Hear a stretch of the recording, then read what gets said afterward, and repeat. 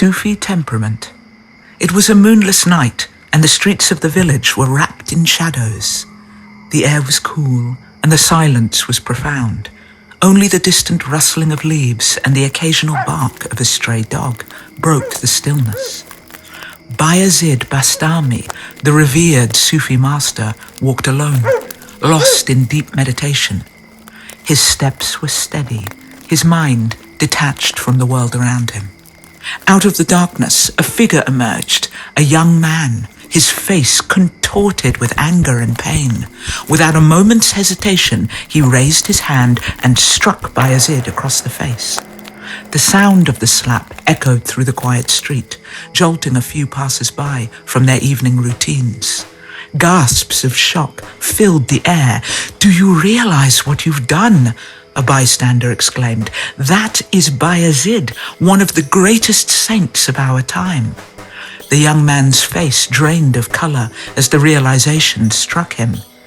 Guilt flooded his heart. He had attacked not an enemy, but a revered master. That night, sleep eluded him.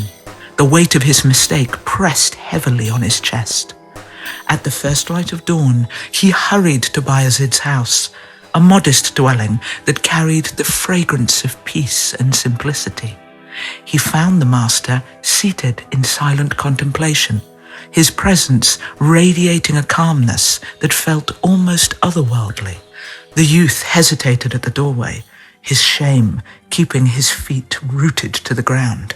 Finally, he gathered his courage and stepped forward. "Master," he said, his voice trembling, "forgive me. In the darkness, I mistook you for someone who wronged me. Long ago, I lent a man 20 dinars, and he vanished without repaying me.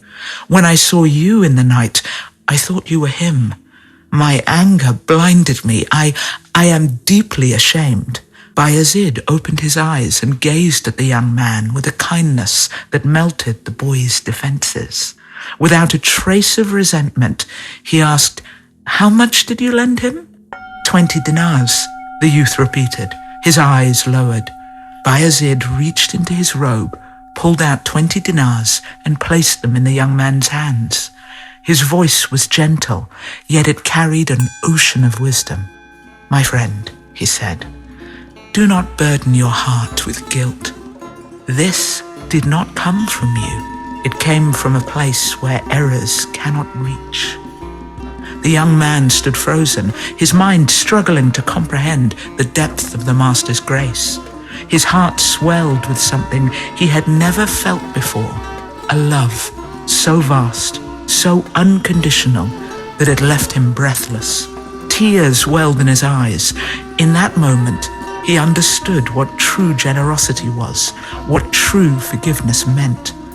He had come seeking absolution. Instead, he found himself transformed.